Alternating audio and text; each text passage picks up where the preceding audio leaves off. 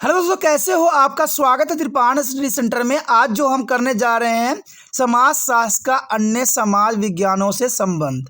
ये चैप्टर कई मायने में कई इंपॉर्टेंट है, चाहे वो सीबीएसई के बच्चे हों, चाहे एनआईएस के बच्चे हों, चाहे यूपी बिहार बोर्ड के बच्चे हों, उन सबके लिए टॉपिक जो है काफ़ी मान्य रहेगा, क्योंकि समाज शास्त्र का अन्य समाज विज्ञानों से संबंध ये कई क्लास के बच्चे के लिए जरूरी होता है। 11वीं क्लास में ये देखने को मिलेगा आपको कि समाज शास्त्र का अन्य समाज विज्ञानों से क्या संबंध है।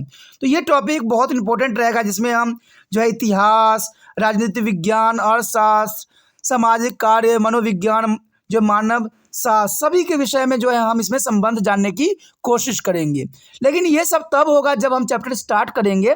लेकिन चैप्टर स्टार्ट करने से पहले एक बात जो मैं हमेशा कहता हूँ, जिसको आपको सोचना भी चाहिए, विचार भी करना चाहिए और अमल भी करना चाहिए, वो ये है कि जब भी वीडियो देखिए पूरा देखिए, क्योंकि अधूरा जानकारी सदैव खतरनाक होता है। साथ में एक इंपॉर्टेंट बात ये भी रहता है, अगर आप पहली बार वीडियो देख रहे हो तो लाइक शेयर सब्सक्राइब करना मत भूलना, क्योंकि दोस्तों लाइक कीजिएगा तो बनाने वाले का मनोबल बढ़ता है, सब्सक्राइब कीजिएगा तो इससे ये होता है कि जब भी मैं कोई वीडियो डालूंगा उसका नोटिफिकेशन आपको समय रहते मिल जाएगा। और देखिए, शेयर का मतलब ये होता है कि आपके थ्रू न जाने किन बच्चों को हेल्प मिल जाए, ये आप भी नहीं जानोगे, इसलिए जो है आप शेयर जरूर करो, ठीक है। व्हाट्सएप स्टेटस पे भी लगाओ। दोस्तों एनएसएस सेंटर जो है कई मानने में बहुत से बच्चों के लिए हेल्पफुल है, चाहे वो 8th क्लास हो, 9th 10th 11th 12th हो, चाहे वो एनआईएस बोर्ड के बच्चे हों, ठीक है, चाहे बीए एमए के बच्चे हो, सभी क्लासों के लिए कुछ ना कुछ जो है त्रिपाण सेंटर में उपलब्ध है। तो इसलिए आपके लिए ज़रूरी है कि आप सब्सक्राइब करके इसको चैनल को जो है सेव कर लो, नहीं तो बाद में अगर रिसर्च करोगे तो शायद आपको ये चैनल प्राप्त ना हो।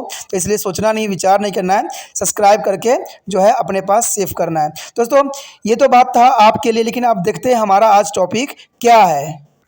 यहाँ पर जो हमारा टॉपिक है दोस्तों कि समाज शास्त्र और अन्य शास्त्र समाजों से क्या संबंध है। तो ये 11वीं क्लास के बच्चों के लिए अत्यंत महत्वपूर्ण है, क्योंकि जो सीबीएसई में पढ़ रहे हैं उनमें जो है संबंध है ही है, और इसके रिगार्डिंग कई क्वेश्चन जो है इनको एग्जाम में आता है, तो ये काफ़ी उनके लिए रोचक और अच्छा रहेगा। कहते हैं समाज शास्त्र और इतिहास के बीच क्या संबंध है। सबसे पहली बात तो हमारा आता है कि समाज शास्त्र और इतिहास के बीच क्या संबंध है। तो कहते हैं समाज शास्त्र और इतिहास के बीच संबंध इस प्रश्न से जुड़ा हुआ है कि समाज शास्त्र प्राकृतिक एवं जैविक विज्ञान की तरह ही समाज का विज्ञान है या इतिहास लेखन की। कहते हैं अगर देखा जाए 19वीं शताब्दी में तथा जो है आरंभिक 20वीं शताब्दी के समाजशास्त्रियों का मत था कि समाज शास्त्र समाज का एक जो है प्राकृतिक विज्ञान था, परंतु बाद में यह विचार कमज़ोर पड़ने लगा और समाजशास्त्र ने यह महसूस किया कि निस्संदेह हमारा विषय एक समाज विज्ञान था। उसमें कुछ जो है समाजशास्त्री यह मानते थे कि वह जो है इतिहास लेखन का एक किस्म था। कहते इतिहास उस अतीत का अध्ययन है जो लोग व्यतीत कर चुके होते हैं। ये तो आपको भी समझ होगा कि इतिहास जो उनको बन जाती है जो हमारी बीत चुकी होती है समय। इतिहासकारों की जो अध्ययन सामग्री जो है अभिलेखकारों ने जो अभिलेखों जो है संग्रहालयों, पुस्तकालयों और लोगों के व्यक्तित्व संग्रहों के रूप में भी प्राप्त किया। कहते हैं अगर प्राचीन काल के इतिहासकार शिलालेखों का अध्ययन करते हैं तो ऐतिहासिक सामग्री हो सकती है संपूर्ण न हो, या कुछ ध्वंस भी हो गए हों, भूला जा चुका हो, या प्राप्त करने में दुर्लभ हो। तो ये सारी कठिनाई जो है इतिहास के संबंध में रहती है, क्योंकि इतिहास सामग्री को जो है संपूर्ण भी नहीं हो सकता है, कुछ ध्वंस भी हो गया हो, कुछ भूल भी चुके होते हैं और कुछ दुर्लभ भी होते हैं। इसलिए इतिहासकारों को जो है सीमित अध्ययन सामग्री के आधार पर ही जो है भूतकाल का व्याख्या करना पड़ जाता है। कभी कभी हम अंदाजा भी लगाना हमें पड़ जाता है। तो ये बहुत बड़ी विषय यहाँ पर बन के खड़ा हुआ है। इतिहासकार किसी विशेष समाज से संबंधित होते हैं, वह किसी विशेष समय में प्रचलित समाज के बारे में बताते हैं। इतिहासकार सीमित सतह पर तुलना भी करते हैं और वह एक ही क्षेत्र के समाज का तुलना कर सकते हैं, खासकर जिसका कार्य छोटा हो, परंतु ऐसा समाज जो आकार में बहुत बड़ा है तथा भिन्न है, उसका तुलना ऐतिहासिक के क्षेत्र में बाहर है। इसलिए इतिहासकार संपूर्ण मानव समाज के बारे में व्यापक अनुमान का प्रयास नहीं करते हैं, वह किसी विशेष सामाजिक स्थिति का जो है ब्यौरा प्रदान करते हैं। यानी इतिहास में इन सब बातों को बहुत ही इम्पोर्टेंट स्थान बनाता है। इसमें बताते हैं कि तुलना के अनुसार जो है समाजशास्त्र मुख्य रूप से समकालीन समाज के अध्ययन से संबंधित है। समाजशास्त्री स्वयं अध्ययन सामग्री संग्रह करते हैं तथा दूसरे के द्वारा जो है संग्रह किए गए सामग्री पर निर्भर नहीं रहते हैं। जैसे आरंभिक आंकड़े के नाम से भी जाना जाता है, आंकड़े का संग्रह करते समय समाज शासित सभी पहलुओं पर जो है ध्यान रखते हैं। अगर किसी एक प्रश्न का उत्तर उन्हें प्राप्त नहीं हुआ है तो वह दोबारा क्षेत्र में जाते हैं तथा सूचना एकत्र भी करते हैं। इस प्रकार समाज शास्त्री द्वारा जो है प्राप्त सूचना एवं आंकड़ा अधिक व्यापक होता है, जबकि इतिहासकार जो है मौजूदा सामग्री पर ही निर्भर रहते हैं। तो ये काफ़ी इंपॉर्टेंट हो जाता है समाजशास्त्र और जो है आपका इतिहास में। समाजशास्त्र को अगर आंकड़ा उपलब्ध नहीं है तो वो दोबारा उस समाज में जाएंगे, लेकिन इतिहासकार ऐसा नहीं करते हैं। इतिहासकार के पास जो साक्ष्य मिलता है, जो प्राप्त होता है, उसी को ही विषय वस्तु बनाते हैं और उसी को ही आगे लेके चलते हैं। यद्यपि समाजशास्त्री समकालीन समाज का अध्ययन करते हैं, परंतु वे सामाजिक और सांस्कृतिक परिवर्तन को समझने के लिए ऐतिहासिक सामग्री का सहारा लेते हैं। वह पुराने समाज का सामाजिक अध्ययन कर सकते हैं। अगर हम संक्षिप्त में बात करें तो एक समाजशास्त्री अपने विषय के पद्धतियों को प्रयोग कर ऐतिहासिक समाज का अध्ययन भी कर सकते हैं तथा विभिन्न संस्थाओं को आपसी संबंध का व्याख्या भी कर सकता है। इतिहासकार समाजों के अध्ययन के लिए अगर इस परिचय का जो है विस्तार किया जाए तो समाजशास्त्र को इस शाखा को ऐतिहासिक समाजशास्त्र के नाम से भी जाना जाएगा। इतिहास देखिए, इतिहास और समाज शास्त्र के बीच जो है मुख्य अंतर यही है कि इतिहास अतीत के समाज का अध्ययन करता है। देखिए, इतिहास जो होता है बीता हुआ समय समाज का अध्ययन करता है, जबकि समाजशास्त्र वर्तमान समाज का अध्ययन करता है जो कि चल रहा होता है। इसलिए जो है इतिहास समकालीन समाजों कोई विशेष संबंध नहीं रखता है, जबकि समाजशास्त्र अतीत के समाजों का भी अध्ययन करता है। इसलिए समाजशास्त्र इसका विषय वस्तु बन जाता है।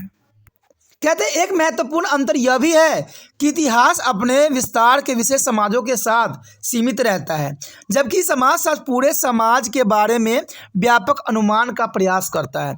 साधारण शब्दों में कहा जा सकता है कि समाजशास्त्र सूक्ष्म स्तर पर अध्ययन करता है, लेकिन इसके उद्देश्य वृत्तीय स्तर पर होता है। देखिए, सूक्ष्म होता है लेकिन फिर भी इसका वृत्तीय होती है। समाजशास्त्र भी एक जो है विशेष समाज का जो है अध्ययन विस्तार से करते हैं, परंतु वे अनुमान का उद्देश्य से दूसरे समाज की तुलना भी करते हैं। समाजशास्त्री मानते हैं कि तुलनात्मक पद्धति जो है उनके विषय का सबसे महत्वपूर्ण तरीका रहेगा, क्योंकि यह विशेष से जो है सामान्य की तरह ले जाने में मदद भी करते हैं। समाजशास्त्र एक जो है अवलोकनात्मक, तुलनात्मक और सामान्य जो है परिणाम का विज्ञान है।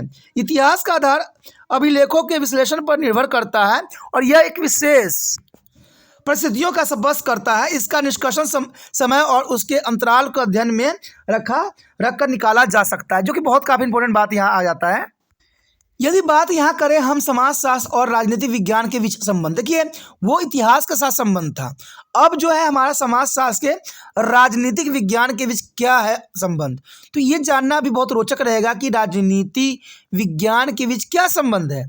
कहते हैं राजनीति विज्ञान को सरकार की विज्ञान है। यह राजनीति का विज्ञान माना जाता है।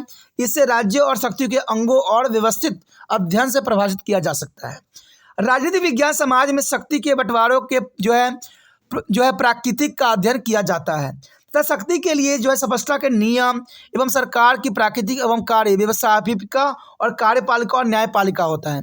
यानी व्यवस्थापिका, कार्यपालिका और न्यायपालिका जो है सरकार के अंतर्गत आता है का अध्ययन कराता है। राजनीति विज्ञान आधुनिक, जटिल एवं जो है विकसित समाज का प्राय अध्ययन भी करता है। विकसित समाज से तात्पर्य है कि वह समाज जिसके पास लिखित कानून तथा राज्य का प्रशासनिक यंत्र हो। इसका संबंध वित्तीय व्यवस्था से है, जैसे कि पूरा समाज और उसके राजनीतिक स्थिति, न कि छोटे छोटे इकाई जिसके समाजशास्त्री प्रसिद्ध हैं। राजनीतिक विज्ञान समाज में गहन क्षेत्र कार्य नहीं करते हैं, वे क्षेत्र में जाकर आंकड़ा ग्रहण करते हैं पर कम बल देते हैं। इसके आंकड़े प्रकाशित दस्तावेजों और जनगणना और कार्यालयीय सूचनाएं, संसद की कार्यवाही और जनमत संग्रह तथा चुनाव परिणाम आदि से प्राप्त होते हैं। जिन आंकड़ों की व्याख्या वे करते हैं वे आंकड़े दूसरे के द्वारा संग्रह एवं संस्कृत किए गए होते हैं। अंतर राजनीति विज्ञान मुख्य रूप से जो है राजनीतिक संस्थाओं से संबंधित होती है। ये बहुत इंपॉर्टेंट बात है कि राजनीति विज्ञान जो होती है मुख्यतः राजनीतिक संस्थाओं से संबंधित होती है तथा समाज में शक्ति का विभाजन और कानून व्यवस्था की रक्षा का अध्ययन किया जाता है। देखिए, समाज में शक्ति का विभाजन और कानूनी जो है व्यवस्था की रक्षा का अध्ययन किया जाता है। राजनीति विज्ञान का एक मुख्य क्षेत्र जो है राजनीतिक दर्शन शास्त्र होते हैं, जो राज्य की उत्पत्ति एवं कानून व्यवस्था की आवश्यकताओं का अध्ययन सदैव करती रहती है। यदि बात करें समाजशास्त्र के प्रत्येक प्रकार के समाजों का अध्ययन करता है, चाहे वो आदिवासी जो है खेतिहर या शहरी औद्योगिक वर्ग के संबंधित हो।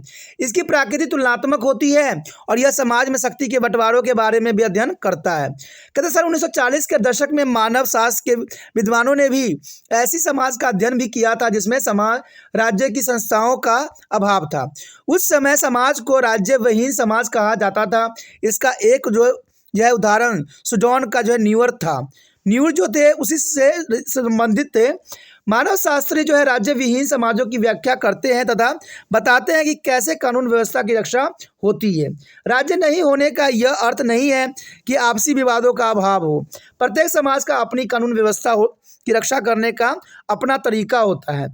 समाजशास्त्र राजनीतिक वैज्ञानिकों को समझ बूझ में मदद भी करते हैं और बताते हैं कि साधारणतः समाज में राजनीतिक नियंत्रण के साधन क्या है तथा इसका जो है प्रयोग कैसे होता है। तो ये काफ़ी इंपॉर्टेंट बात यहाँ पर रह जाता है। हम पहले बता चुके हैं कि राजनीति विज्ञान का संबंध राजनीतिक संस्थाओं से है। समाजशास्त्र किसी संस्था को जो है वरीयता नहीं देती है, ठीक है, यानी प्रायोरिटी नहीं देती है कि वही समाज जो है इंपॉर्टेंट रहता है। इसकी नज़र में सभी संस्थाएं एक जो है सामान्य है, क्योंकि समाज के कार्य में सभी का जो है योगदान होती है। इसलिए समाज शास्त्रों के लिए समाज के अन्य संस्थाओं में से एक राजनीतिक संस्था भी है तथा इसका विश्लेषण दूसरे संस्थाओं से इसका संबंध को ध्यान में रखकर होना चाहिए। समाजशास्त्री राजनीतिक संस्था का जब विश्लेषण अध्ययन करते हैं तो उसे राजनीतिक समाजशास्त्र के नाम से भी जाना जाता है और यह राजनीतिक विज्ञान से काफ़ी मिलता जुलता भी है, परंतु यह शक्ति का विभाजन, नियंत्रण तंत्र और कानून व्यवस्था को सामाजिक आधार मानकर विश्लेषण करता है। कहते हैं समाज स्थिरीकरण जो शक्तियों का बंटवारा या सामाजिक आदेशों की रक्षा में बाधाएं हैं, राजनीतिक व्यवस्था में जो है रिश्तेदारी आदि सभी सामाजिक प्रश्न खड़ा करते हैं। यदि बात करें समाज शास्त्र के छोटे स्तर की इकाई का क्षेत्र कार्य करते हैं, यानी समाज शास्त्र के छोटे स्तर के इकाई का क्षेत्र कार्य करते हैं, चाहे वो शहरी हो, अड़ोस पड़ोस हो या जो है राजनीतिक दल हो। वे स्थानीय स्तर के कार्यों की प्रक्रिया का जो है स्पष्टीकरण करते हैं। स्थानीय स्थिति को तुलना के द्वारा वो पूरे राजनीतिक व्यवस्था के बारे में निष्कर्ष निकालते हैं और राजनीतिक विज्ञान तथा समाजशास्त्र दोनों का उद्देश्य राजनीतिक व्यवस्थाओं को की समस्याओं तक पहुंचना होता है, परंतु दोनों के तरीके अलग अलग होते हैं। राजनीतिक शास्त्री विविध इकाइयों को अध्ययन कर उसके परिणाम निकालते हैं और समाजशास्त्री सूक्ष्म इकाइयों का क्रमबद्ध तुलना करते हैं और इसके बाद सामान्य परिणाम तक पहुंचते हैं। तो ये बात आपके लिए बहुत इंपॉर्टेंट है कि जो राजनीतिक शास्त्री होते हैं विविध इकाइयों का अध्ययन करते हैं, बहुत बड़े बड़े इकाइयों का अध्ययन करते हैं और फिर उसका परिणाम निकालते हैं। लेकिन समाजशास्त्री जो होते हैं सूक्ष्म इकाइयों का क्रमबद्ध तुलना करते हैं और फिर उनसे जो होता है वो परिणाम निकालने के लिए अग्रसर होते हैं। यदि बात यहाँ करें समाजशास्त्र और अर्थशास्त्र के बीच क्या अंतर है, तो ये भी जानना आपके लिए इम्पोर्टेंट है कि समाजशास्त्र और अर्थशास्त्र यानी इकोनॉमिक्स में क्या अंतर है। देखिए आजकल सभी जो है सामाजिक विद्वानों ने अर्थशास्त्र को सबसे ज़्यादा विकसित समझाया जाता है। यह जो है गुणात्मक और मात्रात्मक शोध परंपरा का विकास भी हुआ है। अर्थशास्त्र के एक शाखा का नाम जो है इकोनोमेट्री है, जिसका संबंध आर्थिक घटना के जो है मात्रात्मक मूल्यांकन से है। दूसरी सामाजिक विद्वानों की तुलना में जो है आधुनिक अर्थशास्त्र जो है अधिक गणितीय है। तो ये बहुत बड़ी बात आ जाती है कि समाजशास्त्र और अर्थशास्त्र के बीच संबंधों में इसका जो है बहुत महत्वपूर्ण योगदान रखता है। कहते हैं अगर अर्थशास्त्र उत्पादन के पहलू और इसके वितरण तथा विनिमय तथा समाज में इसके उपयोग का अध्ययन कराता है, तो अर्थशास्त्र में याद रखना दोस्तों कि अर्थशास्त्र सिर्फ जो है वितरण एवं जो है विनिमय तथा समाज में इसके उपभोग का अध्ययन कराता है, क्योंकि अर्थशास्त्र का मतलब ही होता है पैसे से रिलेटेड। यह मनुष्य को असीमित आवश्यकताओं तथा सीमित संसाधनों का जो है अवलोकन भी कराता है। इसलिए सीमित साधनों का असीमित आवश्यकताओं के बीच संतुलन बनाए रखने की जरूरत भी है। ऐसी स्थिति में मनुष्य अपने जो है उसके पास जो होगा साधन होगा, पास उपलब्ध साधनों का बेहतर उपयोग तथा साथ साथ दूसरे को भी आवश्यकताओं को भी ध्यान में रखने की तरीकों को अपनाते हैं। कहते हैं संसाधनों तथा आवश्यकताओं के बीच संतुलन बनाए रखने की प्रक्रिया को मितव्ययता ही कहा जाता है तथा आर्थिक अध्ययन का जो है विज्ञान भी कहा जाता है। अर्थशास्त्री आधुनिक जटिल और शहरी औद्योगिक समाज को आर्थिक व्यवस्था का अध्ययन करने पर विशेष बल देते हैं, जो कि में कोई दो राय नहीं है। आज हर जो है शहरी औद्योगिक समाज जो है अर्थव्यवस्था को ही काफ़ी प्रायोरिटी देती है। बात करें अर्थशास्त्र तथा राजनीति की, विज्ञान के बीच कुछ समानताएं पाई जाती है, लेकिन दोनों जो विषय है आधुनिक समाज के विशिष्ट संस्था, चाहे वह आर्थिक हो या राजनीतिक हो, पर विशेष बल देते हैं। अर्थशास्त्र के आधुनिक आर्थिक संस्थाएं जैसे वित्त, बैंक, बाजार को तुलनात्मक जो है परिचय में देखते हैं तथा साधारण परिणाम तक पहुंचने की सदैव कोशिश करते रहते हैं।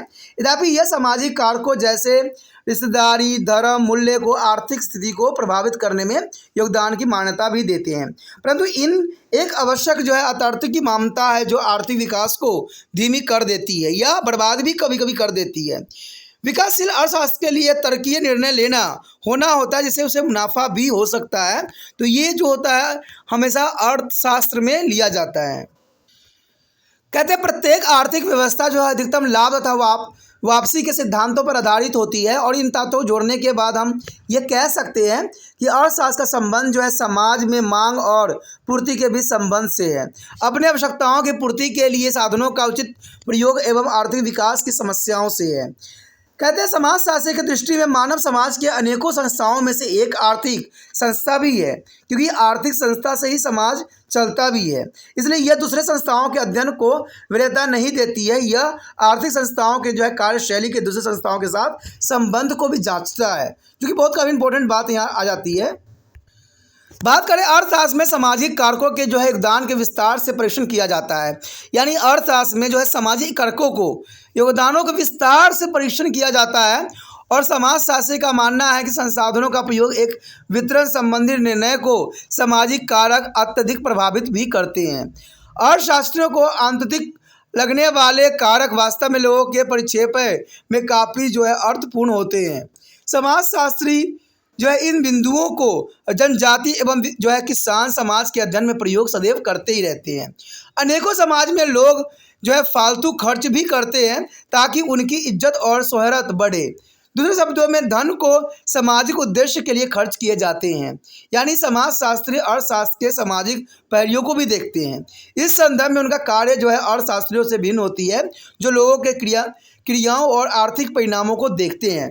तो इसमें साफ शब्दों में इस बात क्लैरिटी आती है कि समाजशास्त्री जो है अर्थशास्त्र के सामाजिक पहलुओं को भी देखा जाता है और उसको भी इसमें गणना की जाती है। कहते हैं अगर इन दोनों विषयों के अंतर के कुछ और भी पहलू देखें तो कहते हैं अर्थशास्त्री अपना आंकड़ा सरकारी प्रकाशन, जनगणना, वित्तीय संस्थाओं की कार्यवाही और आर्थिक सर्वेक्षण तथा जो है पक्का चिट्ठा से प्राप्त करते हैं। ये आंकड़े विविध परिस्थितियों में जो है संबंधित होते हैं और इन संस्थाओं के अध्ययन के द्वारा जो है अर्थशास्त्री किसी निष्कर्ष तक पहुँचने का सदैव प्रयास करते रहते हैं। वे शायद ही कभी छोटे इकाइयों के स्तर का अध्ययन करते हैं, जैसे गाँव के स्तर पर या शहरी कस्बों के स्तर पर। इसके विपरीत समाजशास्त्री छोटे छोटे इकाई स्तर पर अपनी अध्ययन साधन जो है क्षेत्र कार्य विधि द्वारा करते हैं और शास्त्रियों का अध्ययन पद्धति आगमन पद्धति के द्वारा करते हैं। कहते हैं अर्थशास्त्री का घटाव है, जैसे कि पहले से जो है साधारण परिणामों तक पहुंचकर तब तक विशिष्ट कथन तक पहुंचते हैं। कहते हैं समाजशास्त्री की पद्धति जो है निगमन है और वो विशिष्ट कथन के सामान्य कथन तक पहुंचते हैं। अंत में समाजशास्त्री जो है अर्थशास्त्र के जैसे जो है संख्यात्मक नहीं होती है, जो कि यहाँ साफ बात यहाँ आती है। हमारा अगला टॉपिक जो है समाजशास्त्र और सामाजिक कार्य के बीच क्या संबंध है। कहते हैं समाजशास्त्र और सामाजिक कार्य के बीच ठीक वैसा ही संबंध है जैसे कि शुद्ध विज्ञान और व्यवहारिक विज्ञान हो। सामाजिक कार्य मानव समूह के सुधार के लिए जो है विचारों के तकनीकों के उपयोग से संबंधित होती है, इसमें कोई दो राय नहीं है। सामाजिक कार्य अनिवार्य रूप से जो है अमेरिकी अवधारणाएं हैं और इसका विकास मानव कल्याण हेतु हुआ है। 20वीं शताब्दी के आरंभ में यह महसूस किया गया कि सामाजिक वैज्ञानिक मुख्य रूप से समाज की कार्यशैली के बारे में ज्ञान प्राप्त करने तथा इस पर दार्शनिक संवाद देने से संबंधित होते हैं। कहते आदर्श समाज का प्रश्न भी उठता था, परंतु इसे बनाने के लिए किस तकनीक का प्रयोग किया गया, इस जायज़ से बात पर नहीं सोचा गया कि किस तकनीक में इस पर विचारधारा रखा गया। अगर बात करें 20वीं शताब्दी में गरीब और अमीर व्यक्तियों के बीच का अंतर बढ़ता ही चला गया, तब तथा समाज में जो है परिवर्तन हो रहे थे, असहाय व्यक्ति बढ़ते जा रहे थे और इस परिस्थिति में लोगों की स्थिति में सुधार लाना ही जो है मुख्य बिंदु था। ज्ञान का कोई महत्व नहीं होता था उस समय जब तक कि इसके प्रयोग में नहीं लाया जाता। सामाजिक कार्य इसी परिस्थितियों की देन थी और यह मनुष्य के उत्थान के लिए उपयुक्त तकनीकी साबित भी हुआ। परंतु किसी भी कार्य के लिए सामाजिक व्यवस्था की जानकारी जरूरी है। ये बहुत इंपॉर्टेंट बात है कि किसी भी सामाजिक व्यवस्था की जानकारी जरूरी होता है। अगर जानकारी नहीं है तो वो कार्य सफल भी नहीं होती है। जो समाजशास्त्र से प्राप्त होती है और समाजशास्त्र ही बताती है कि उसमें क्या हमें सामाजिक व्यवस्था का ज्ञान होना चाहिए। इसलिए सामाजिक कार्य समाजशास्त्र ज्ञान पर निर्भर करती है। समाजशास्त्र समाजों के बारे में विस्तार एवं क्रमबद्ध जानकारी देती है और इस ज्ञान का जो है प्रयोगात्मक व्याख्या भी करती है। समाजशास्त्र का वह क्षेत्र है जो उपभोग से जुड़ा हुआ होता है और उसे प्रायोगिक समाजशास्त्र के नाम से भी जाना जाता है। यदि बात करें समाजशास्त्र और सामाजिक कार्य के बीच में प्रायोगिक समाजशास्त्री आता है। आइए सामाजिक कार्य और प्रायोगिक समाजशास्त्र के बीच अंतर को समझिए। कहते हैं प्रायोगिक समाजशास्त्र उस क्षेत्र का पता लगाता है जहां पर सामाजिक ज्ञान प्रयोग में लाया जाता है, ठीक है। परंतु समाजशास्त्री स्वयं समाज कार्य नहीं करते हैं। वे समाज कार्य की प्रकृति क्या होनी चाहिए और वह कैसे होना चाहिए यह उनकी रुचि का विषय होती है। सामाजिक कार्यकर्ता क्रिया करने की केवल योजना ही नहीं बनाते हैं बल्कि वे स्वयं इसे करते भी हैं। इसलिए सच्चे रूप से समाज कार्य एक व्यवहारिक विज्ञान ही माना जा सकता है। यानी सामाजिक जो कार्य होते हैं दोस्तों वो व्यवहारिक विज्ञान ही की तरह ही होती है। यदि बात यहाँ करें समाजशास्त्र का जो है मनोविज्ञान से क्या संबंध है। देखिए समाजशास्त्र और मनोविज्ञान यानी मानसिक और समाजशास्त्र यानी समाज जो हमारा होता है। तो कहते हैं समाज ही जो है व्यक्तियों को मनोविज्ञान के ऊपर काफ़ी प्रभाव डालते हैं। सामाजिक विज्ञान में व्यक्ति और समाज दो मुख्य अवधारणाएं होती है। समाज का तात्पर्य व्यक्तियों के माध्य पाए जाने वाले संबंधों से होती है और समाज में प्रत्येक व्यक्ति की अपनी अलग अलग पहचान होता है। स्वतः ये मानसिक बनावट होती है, यानी एक मानसिक ही बनावट होती है जिसके आधार पर एक ही समाज के दो व्यक्तियों के व्यवहारों में परिवर्तन हो जाता है। यानी होते उसी समाज से हैं लेकिन उनके व्यवहारों में जो है सदैव परिवर्तन देखने को मिल जाता है। उनको समाज में किस तरह का व्यवहार करना चाहिए आदि के विषय में समाज को जानकारी भी मिलती है। व्यक्ति इस सामाजिक ज्ञान को जो है आत्मसात कर लेता है और उसी के अनुसार व्यवहार भी करता है। इस ज्ञान को क्रिया में लाने के लिए व्यक्ति परिवर्तन तत्व को सदैव ही अपनाता रहता है। यद्यपि एक ही परिस्थिति में प्रत्येक व्यक्ति अलग अलग तरह के वार्तालाप भी करते हैं। यानी मान लीजिए कोई व्यक्ति है एक ही परिस्थिति में पला भरा है लेकिन उसकी विचारधारा सदैव अलग होगा, तो इसे मनोविज्ञान के रूप में देखा जा सकता है। कहते हैं वह विषय जो व्यक्तियों के व्यवहारों के बारे में जानकारी देती है उसे मनोविज्ञान के नाम से जाना जाता है। यानी इंसानों के व्यवहारों को ही मनोविज्ञान कहा जाता है और यह व्यक्तियों की मानसिक संरचना, उसकी स्मरण शक्ति, बुद्धिमत्ता और आंतरिक कठिनाई और मनोविज्ञानी जो है समस्याओं का अध्ययन भी कराता है। दूसरे शब्दों में जो है मनोविज्ञान व्यक्तियों के व्यवहारों के तरीकों को समझने का सदैव प्रयास करती है। यह जो है मानसिक तत्वों का अध्ययन करता है और मनोविज्ञान तुलनात्मक मूल्यांकन के अलावा मानव स्थिति को ठीक से जानने के लिए भी संख्यात्मक तरीकों को अधिक से अधिक प्रयोग भी करते हैं। कुछ मनोवैज्ञानिक स्थिति को समझने के लिए व्यक्तियों को जो है जैविक व्यवस्थाओं की जानकारी की आवश्यकता होता है। इसलिए मनोविज्ञान मनुष्य की शारीरिक विशेषकर जो है स्नायु यानी तंत्रिका व्यवस्था को समझने पर विशेष ध्यान देती है। मनोविज्ञान का यह शाखा जो भीड़ और झुंड को परिस्थितियों में लोगों के व्यवहारों का अध्ययन कराता है उसे सामाजिक मनोविज्ञान कहते हैं। यानी समाज के द्वारा मनोविज्ञान, यानी आप किस हालात में हो, आपकी क्या व्यवहार है किसी दूसरे के प्रति, तो वो सामाजिक मनोविज्ञान में आता है।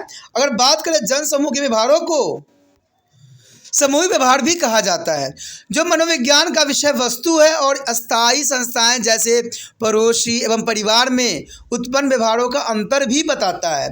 अस्थायी संस्थाओं के व्यवहार को जो है सामाजिक व्यवहार भी कहा जाता है जो समाजशास्त्र का विषय वस्तु बनी हुई है।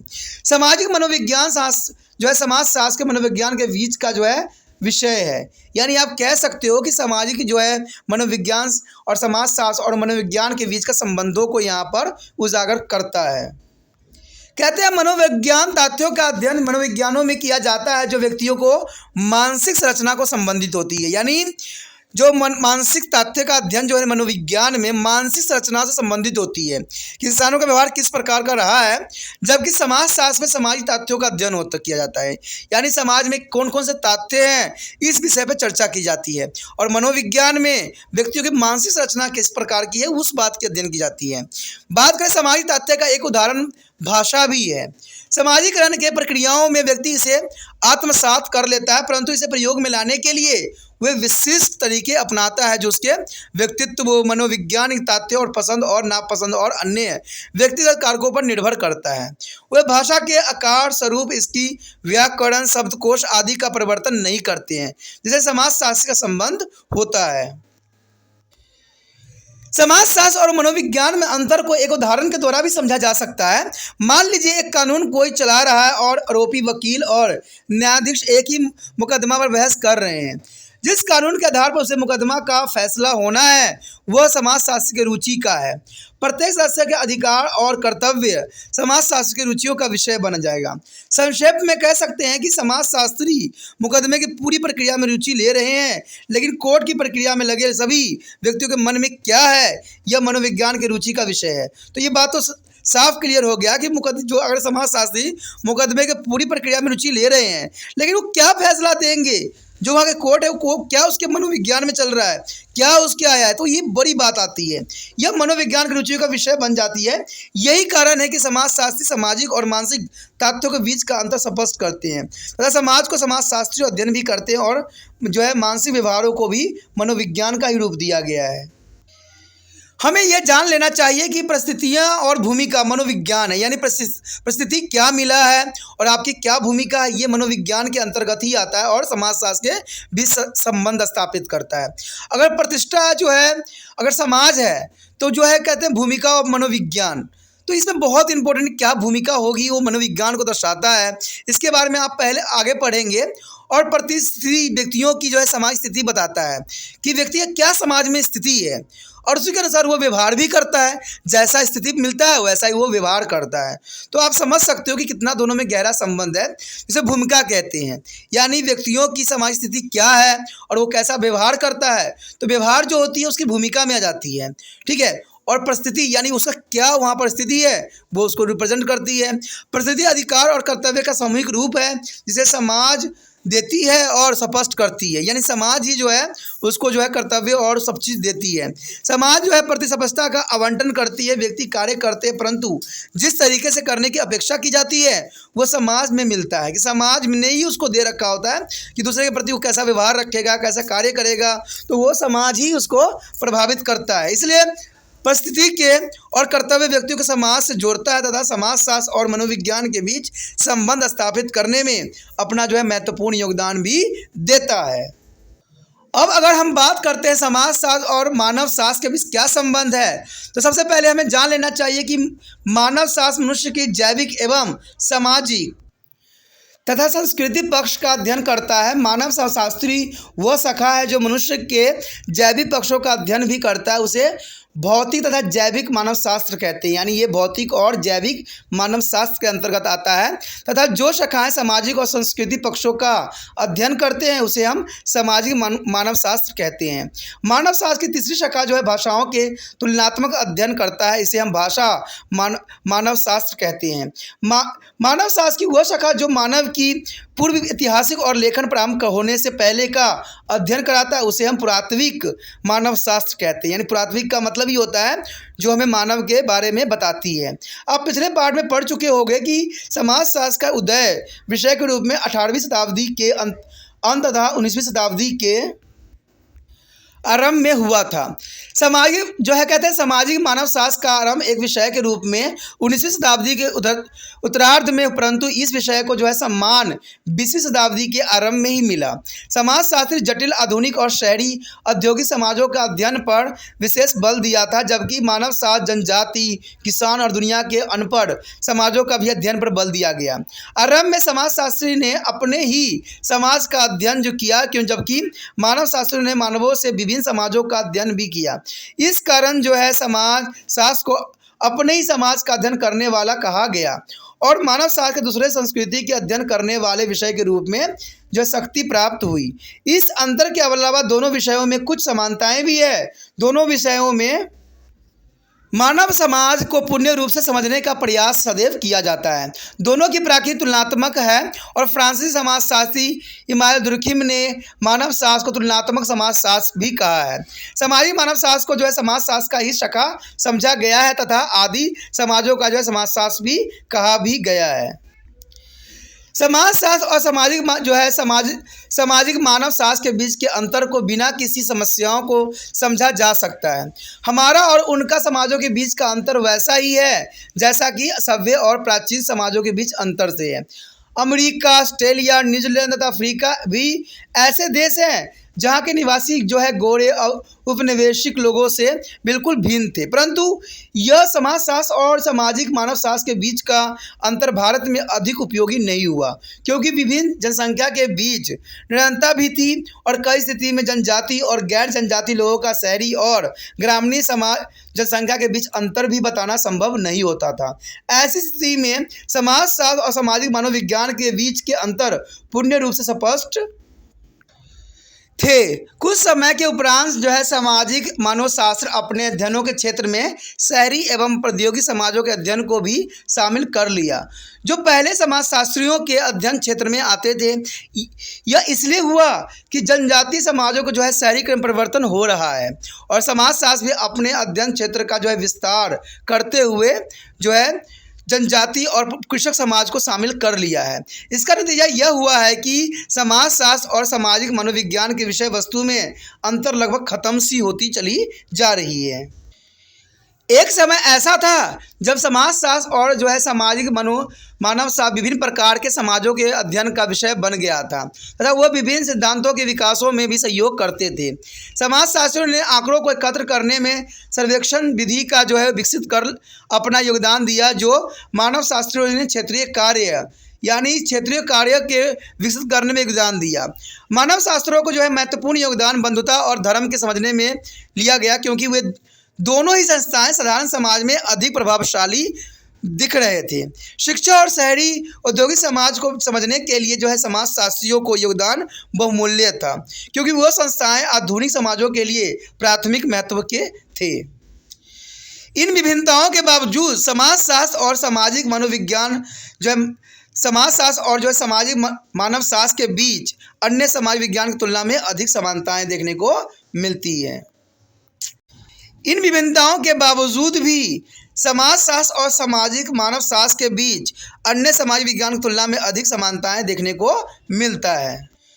दोस्तों इसी के साथ हमारा ये टॉपिक ख़त्म हो जाता है। आगे का टॉपिक जो होगा, अगला चैप्टर जो है बहुत इंपॉर्टेंट है, तो उसको देखना मत भूलना, क्योंकि वो आपके लिए काफ़ी इंपॉर्टेंट रहेगा।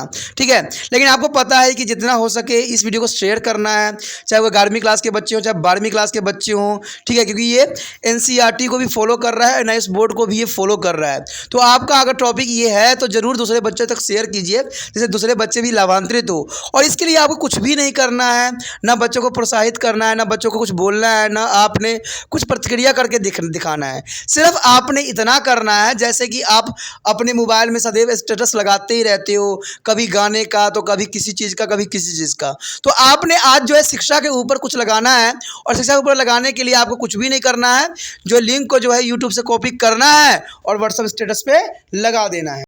इसी के साथ जो है दोस्तों हमारा टॉपिक आज खत्म हो रहा है।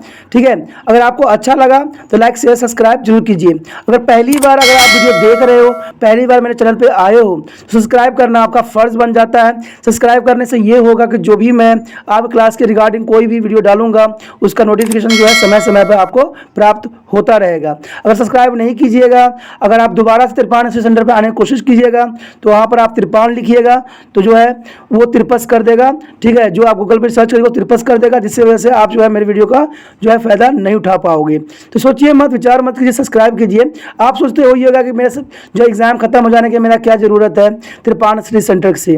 ठीक है, तो इसलिए सब्सक्राइब नहीं करने का सोचिएगा, लेकिन दोस्तों ऐसा नहीं है। तिरपान स्टडी सेंटर जो है बहुत हेल्पफुल है।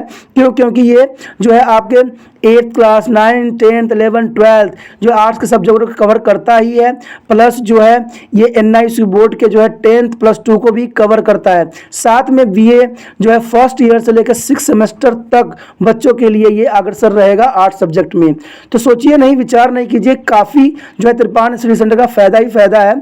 ठीक है, अगर आप मुझे प्रोत्साहित करोगे तो आपके लिए मैं तरह तरह के वीडियो बनाऊंगा जो आपको फ़ायदा पहुंचाएगा। एग्ज़ाम के तौर पे मैं आपको जो है पेपर भी आपको सोल्यूशन करके दिखाऊंगा जो आपके लिए फ़ायदेमंद रहेगा।